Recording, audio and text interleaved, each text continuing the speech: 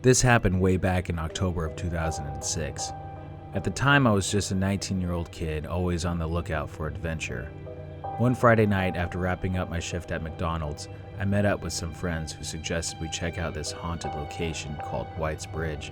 My one buddy Brandon said he'd recently heard about it and began telling us legends associated with the 100-year-old wood-covered bridge.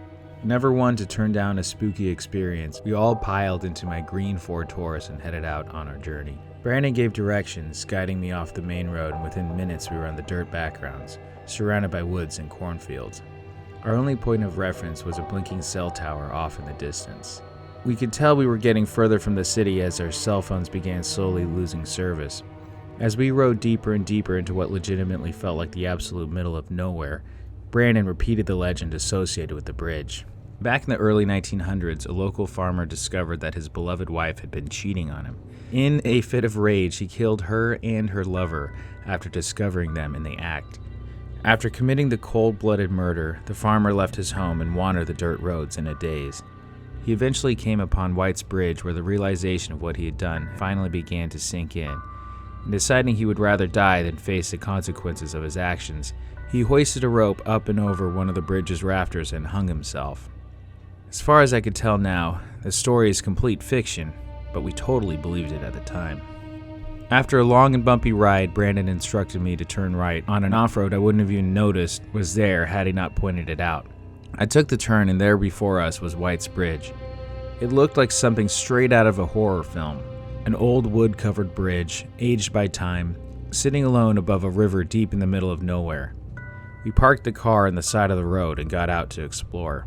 Immediately catching our eyes was a scarecrow lying abandoned at the entrance to the bridge. My friend Mike, who was known as somewhat of a risk-taker, and a stupid one at that, picked up the scarecrow and lit it on fire. The hay body burst into a ball of flames, and Mike waved it around proudly next to the old dry wood bridge. Realizing the risk, I told him to throw the damn thing in the river and put it out, which thankfully he did. After making sure there weren't any rogue embers that could ignite the bridge, Brandon suggested we get back in the car and pull it onto the bridge.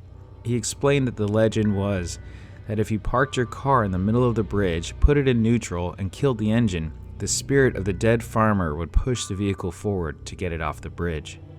Naturally, we had to try this. We piled back in and did exactly as he said.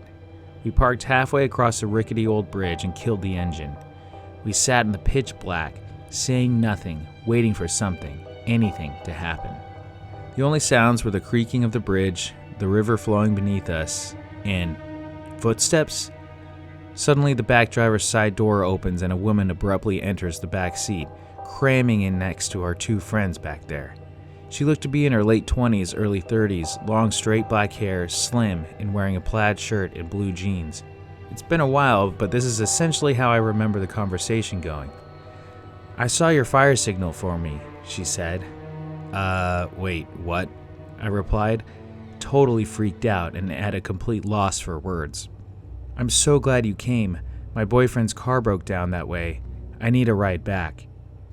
My brain was doing its best to compute the situation. "I'm sorry, but who are you?" I asked. "What are you doing out here?" "I told you," she responded curtly.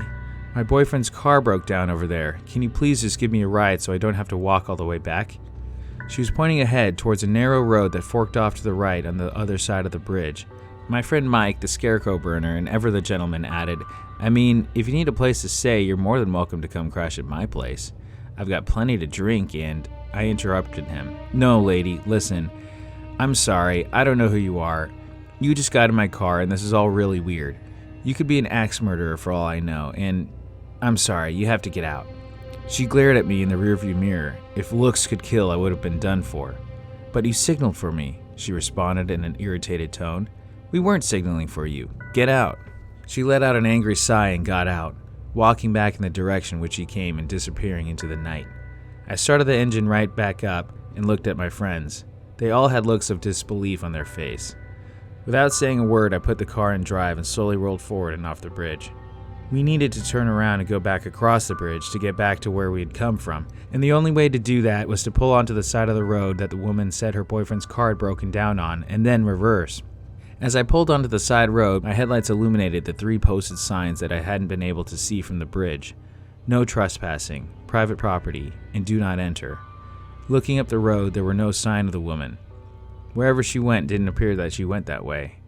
I didn't want to stick around though, so I backed up and crossed the bridge again. And from there began the journey home.